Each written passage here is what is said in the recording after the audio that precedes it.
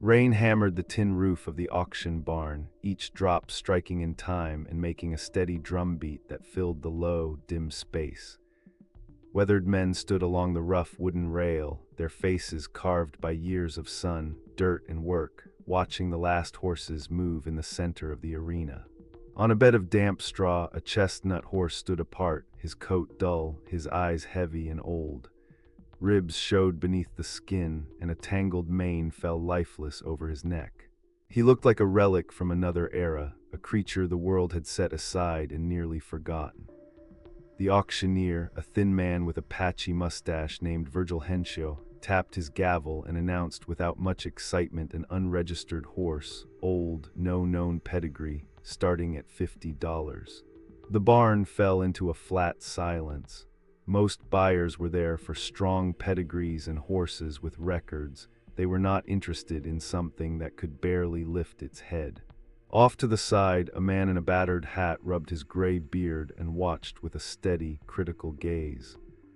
Ambrose Callaway, a stubborn farmer who had seen too many animals cast aside, breathed slowly, hesitated, and then raised his hand to bid 50. A few muffled chuckles went around the crowd. Ambrose had a habit of bringing home cast-offs, the kind of man everyone expected to rescue strays. The gavel came down and the horse was sold to Mr. Callaway. Ambrose could not explain why he bid. Maybe it was pity, perhaps instinct, but something about the animal had been different in a way that tugged on him. He did not realize then that hauling that tired chestnut into his trailer would drag a long-buried secret onto his small farm, a secret that would change everything he thought he knew about quiet life and safe routines.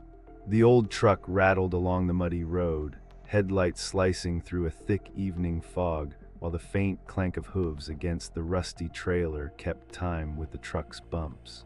Ambrose held the steering wheel with one hand and rested the other on the worn leather bench. The memory of the auction sat heavy on his chest. He had no reason to be buying another horse, especially not one in such poor condition. His barns were old, the fences needed repair, and money came slow. Still, something in the animal's eyes had reached him. It was not merely exhaustion or neglect. There was a different spark hiding in that tired look, something he could not name. By the time the truck rolled up to the farm, the rain had eased into a light drizzle. The wooden gate creaked as it swung open, and the mud sucked at his boots as he backed the trailer into place. He shut the engine off and stepped out, inhaling the damp smell of earth and hay while the farm remained mostly quiet, broken only by an owl and the soft whisper of leaves. Ambrose unlatched the trailer and paused. The horse did not move at once. He stood, ears flicking at the night sounds, breathing in slow, steady puffs. After a cautious moment, he descended the ramp with a hesitant, measured step. Under the soft barn light, the horse's condition was clearer. Old scars ran along his legs, a faded white stripe marked his forehead, and ribs pressed close to his skin. Still, despite his frailty, the animal moved with a controlled strength, each step deliberate and purposeful. Ambrose sighed and muttered something about getting the horse settled, patting the animal's neck gently. The horse flinched at the touch in a way that stopped Ambrose cold, not fear, but an expression that felt like waiting. He guided the horse into an empty stall. The wooden walls smelled of hay and damp earth as a bucket of water was set down. The horse lowered his head, took a cautious sip, and stepped back. He did not drink like a frantic, neglected animal. He was composed, measured. Ambrose folded his arms and studied him, trying to imagine the life that must have shaped that calm. The horse blinked large brown eyes, and when Ambrose leaned against the stall door, he noticed something under the mud on the horse's flank. A brand, weathered and partly obscured by dried grime. Ambrose's breath caught. He brushed away dirt with calloused fingers, and the marking emerged, a circle with an arrow through it. The sight of that brand made his stomach drop. The mark belonged to Holston Stables, one of the most respected, most powerful racing barns in the country, a place known for producing champions and selling horses worth as much as whole farms. How could a horse from a place like that be standing in a stall here? half-starved and sold for $50 at a backwoods auction. The thought sent a cold shiver through Ambrose. This horse was not just another stray. He had a history that someone had tried hard to erase. Ambrose moved to the tack room and dug through an old, dust-covered filing cabinet wedged between forgotten saddles and rusted tools. He had kept notes and auction catalogs for years, a habit from when the racing world had once pulled at him like a bright, impossible dream. He flipped brittle pages and then found a photograph. The same horse years younger, his coat gleaming, muscles defined, standing proud and alive. The caption read Waymaker, sired by Iron Legacy, owned by Holston Stables. Waymaker had been a legend. 5 years earlier, he had been one of the country's most promising racehorses, a horse people called the one with heart, famous for charging from behind and snatching victory from the jaws of defeat. Then, suddenly, he had vanished. Rumors had swirled, an injury, a scandal, a cover-up. No clear answer ever came. Ambrose compared the glossy champion in the photo to the thin chestnut sleeping in his barn. How had Waymaker fallen so far? Who had wanted him gone that badly? The horse watched him with eyes that seemed to carry memory and intelligence. Ambrose felt fear for the first time that night. He had stumbled into something bigger than a simple rescue. He sat at the farmhouse table under the dim lamp and stared at the photograph as if it were a question that demanded an answer. Why had a horse once worth millions been sold off for pennies at a forgotten auction? Who had let it happen? He reached for the old rotary phone, hands hovering over the dial. There was only one man who might know pieces of the truth. After a few rings, a familiar voice answered, rough and surprised. Levi Grayson, a trainer once at the top before a bitter split with Holston Stables, had history with Ambrose. They had started careers together, then taken different paths. Levi rose into the heat of the racing world, while Ambrose found refuge in a quieter life. Levi's voice was blunt and suspicious when Ambrose told him that an old horse with a Holston brand had been bought at auction and might be Waymaker. Levi's breathing on the other end went flat and cold for a moment. He did not argue much. He told Ambrose to stay put and came out at dawn. The next morning, as the sun hauled itself over the hills, Levi's battered black pickup rolled down Ambrose's long dirt drive. He stepped out, stiff and worn, gray threading his dark hair, deep lines mapping worry on his face. He walked straight to the barn and stood before the stall. For a long time, he simply watched Waymaker. Then he let out a low, stunned murmur, "Son of a, it really is him." Ambrose demanded answers. Levi did not give them easily. Holston Stables was not only wealthy, it held power and connections enough to bury things. Waymaker had been their golden boy until he vanished just before the Belmont Stakes. Stories had circulated an injury, a positive test, a scandal, but Levi never believed those easy explanations. He thought that Waymaker had seen something he should not have seen. A horse was unlikely to witness human schemes, and yet there was the steady hint that something about Waymaker's fate had been deliberate. Levi warned Ambrose bluntly. If Holston found out the horse was alive, they would not be satisfied with reclaiming the animal. They would try to finish whatever had been left unfinished before. Ambrose knew, suddenly, that his life of keeping a low profile had ended. The barn felt small and fragile. The quiet farm seemed suddenly exposed, like an old house with its doors open to a dangerous wind. Both men stood in the stall watching Waymaker. The horse remained still, attentive, a strange calm in him that did not belong to ordinary animals. A noise on the drive made them both glance toward the door, a slow-moving black SUV, headlights crawling over the gravel like an omen. Levi cursed under his breath. They had been found. Men in black coats stepped out, shoes too clean for the farm and faces too controlled to be ordinary visitors. Ambrose stood on the porch and asked who they were. The taller man flashed a leather badge, Richard Holston.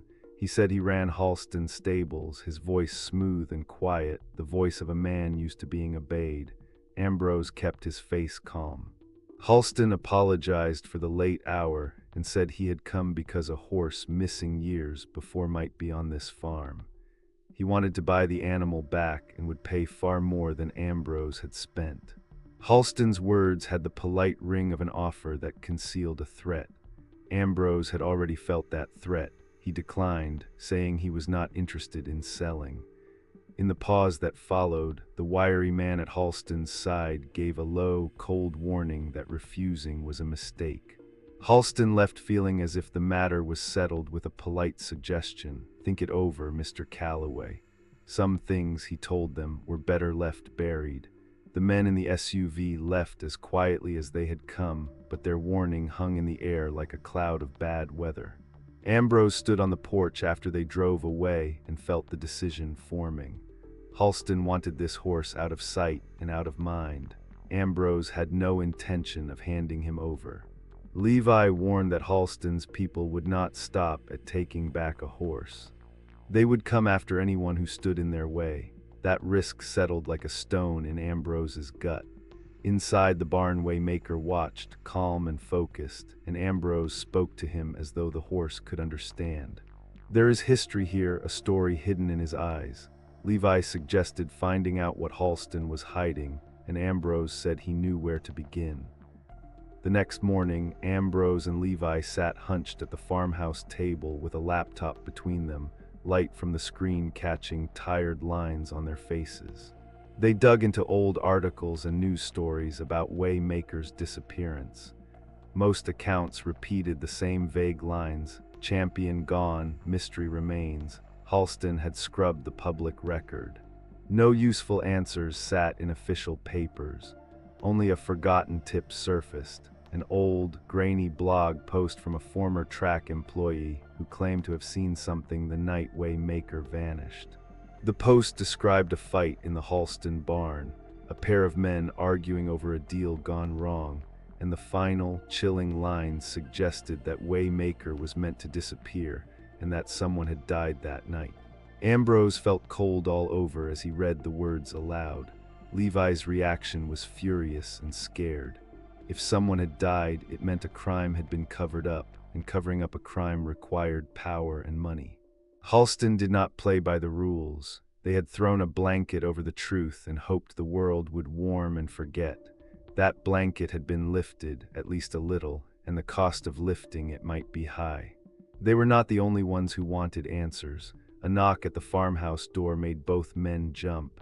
A young woman stood on the porch, jacket wet with mist, eyes tense but bright with purpose. She stepped inside and sat at the table gripping a mug as if to steady herself. Her name was Claire Lawson. Her voice shook but held clear facts. Her father had worked at Holston Stables. 5 years ago he had changed, learned something he should not have known, and then disappeared the same night Waymaker vanished. Holston called it an accident, said he fell from a hayloft drunk, but Claire swore her father did not drink and had been taken. She slid a small flash drive across the table. Her father had hidden it before something happened to him. The drive contained security footage from the night in question. Ambrose and Levi exchanged looks. This small plastic stick might be proof enough to blow the case open. Before they could do anything, the crash of tires on gravel returned. The black SUV was back and closer. A gunshot shattered the farmhouse window. Glass sprayed across the floor. Levi moved first, yanking Claire and Ambrose toward the back door with the kind of speed born of long habit around danger. They ran for the barn through the rain and were met with more gunfire. The attackers were not there to negotiate. The goal was simple: recover the horse and erase witnesses. Ambrose and the others slammed into the barn, dove into a stall, and called to Waymaker. There was no time for tack or saddles. Ambrose swung up onto the horse's back, Claire scrambled up behind him, and Levi mounted a second animal. The old champion answered as though he had been waiting for this moment. When Ambrose kicked Waymaker, the horse launched forward with the power of a younger life. Hooves pounded the wet earth, splashing mud as the SUV's lights swung wildly. Ahead, a rotten railway bridge crossed a river. It was a dangerous gamble, but the only route that cut the pursuers off. Waymaker sprung onto the bridge, hooves finding weak planks as boards groaned and cracked beneath them. The SUV skidded to a halt, one wheel slipping, then a massive section of the bridge broke away with a splintering roar and plunged into the rushing river below. Holston's men were stranded. Ambrose brought Waymaker to a trembling stop on the far side. Levi exhaled hard. Claire clung to Ambrose's waist, breath ragged. They looked back at the wreckage. The bridge was gone, and so was the immediate danger. For a moment, none of them moved. The rain slowed, and the farm smelled of wet earth and hay and smoke from tires. Ambrose looked down at the horse that had once won big races and now carried 3 people to safety. The champion stood tall, unbowed, even in the damp and dust. The world had forgotten him once, but that forgetfulness would not hold. This run had proven the animal's strength and the importance of finding the truth. The fight in the night, the brand hidden under mud, the flash drive with its footage, all of it tied back to the same source of power and fear, Holston Stables. They had the money and the influence to bury a horse and erase a man if it suited their plans. Ambrose, Levi, and Claire now knew that silence and safety no longer existed for them. Choosing to protect Waymaker had pulled them into a dangerous and unstoppable story. Whoever had taken a life years ago had not expected this horse to survive or to be found. The chestnut had come back into a world that had tried to crush the memory of him, and the men who had wanted him erased would not rest until every loose end was secured. The new plan was simple: stay hidden long enough to find proof, get the footage from the flash drive into the right hands, and expose the truth before Holston's reach could extend farther. They did not pretend the path would be easy. Holston had allies in places that mattered, and the cost of discovery would be high. Still, the danger made the decision sharper, not softer. There was a certainty now, a clarity of purpose in Ambrose's heart he had not felt in years. He had rescued a horse by accident and found himself responsible for the only living witness to something terrible. The horse's steady, knowing gaze told him more than words could. In the days that followed, the small band moved carefully. They kept to shadows, patched up the barn, and set traps for attention so passers-by would not notice the comings and goings. Levi contacted old friends who owed favors and who were no longer in Holston's sphere. Claire held onto the flash drive like a talisman, staring at its tiny casing and replaying its contents at night on a borrowed laptop until every frame and every face etched deep into her memory. The footage was grainy but damning. A private argument, raised voices, a shove and a fall, a hand closing over a mouth and a light going out.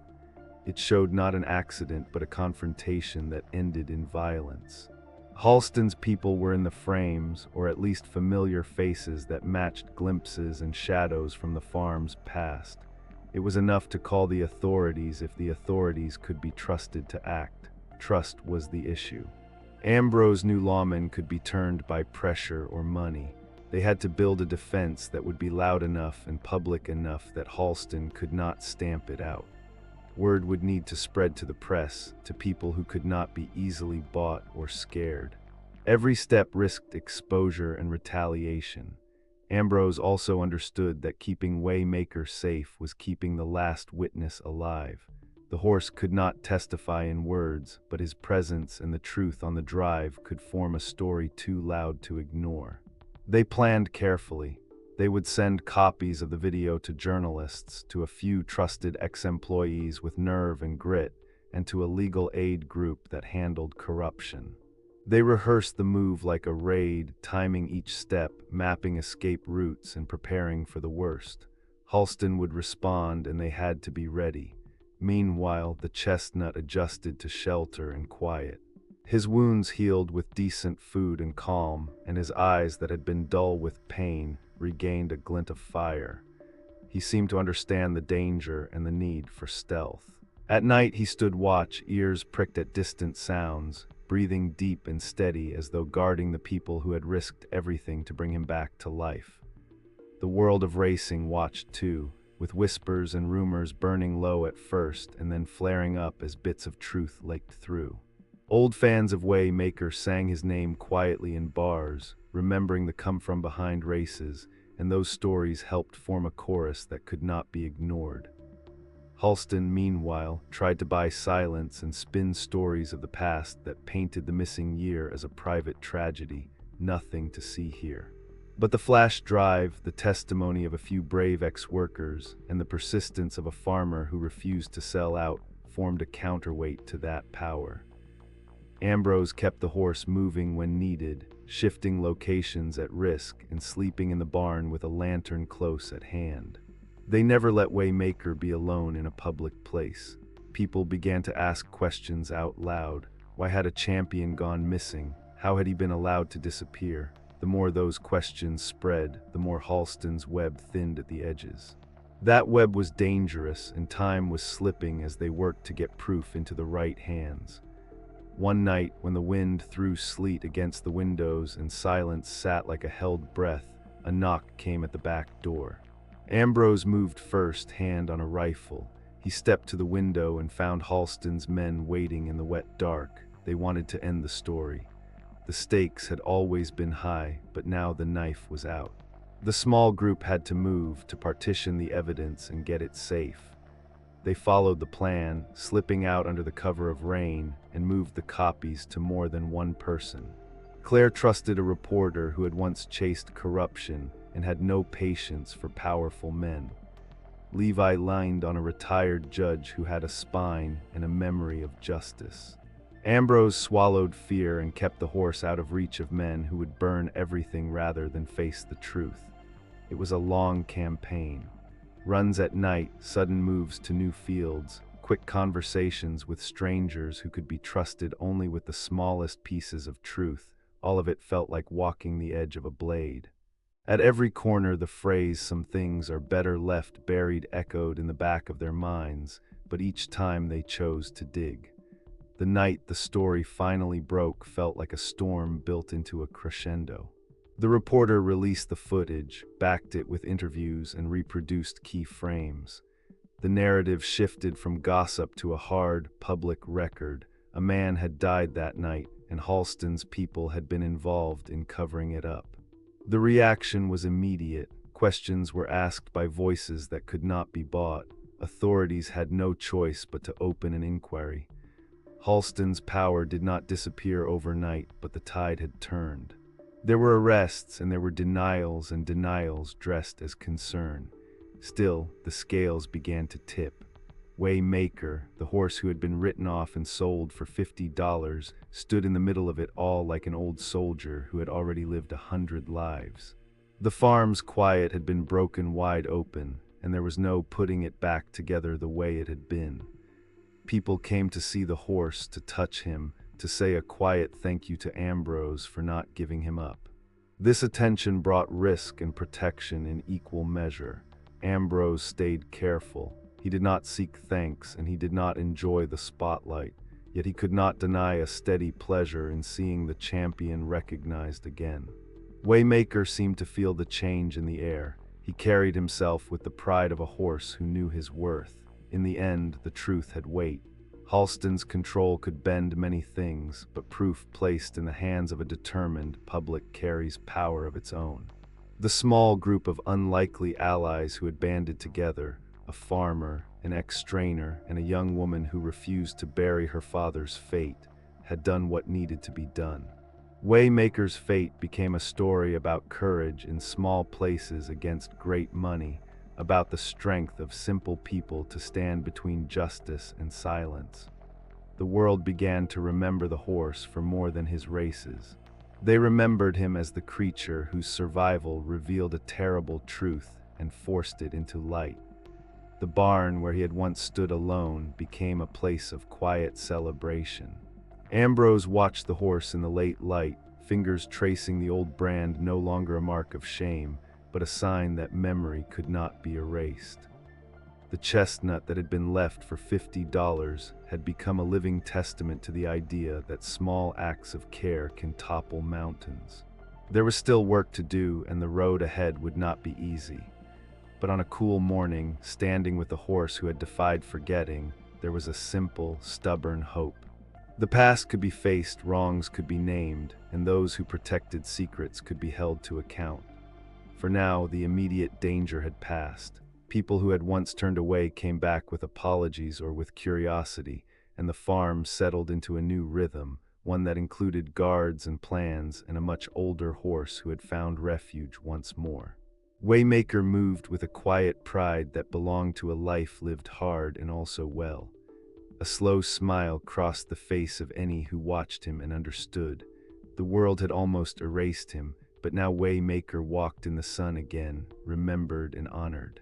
If this story gripped attention, share it with someone who loves a good comeback. Hit subscribe so more stories like this find their way to listeners, and give a like to show support for the quiet victories that turn the tide.